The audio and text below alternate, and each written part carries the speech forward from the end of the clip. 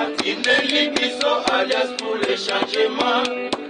Ndenge atindaka Moïse na Israël. Chamake Kaboun, ah Kaboun. Chamake Kaboun de revivant. Incarnation ya Etienne Tshisekedi. Oya ponaki na bomoi na ye. Na ebisi bino mabomba miya mboka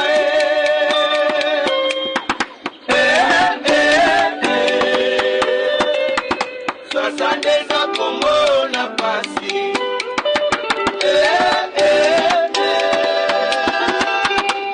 Sandeza Congo na bwaleo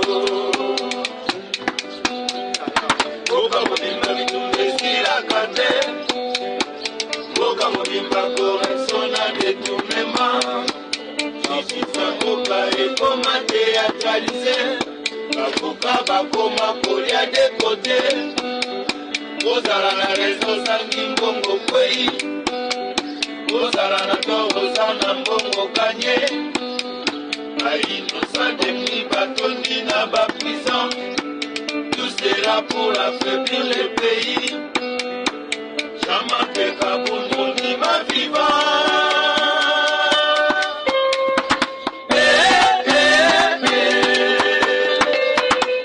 Sandeza Congo na pasi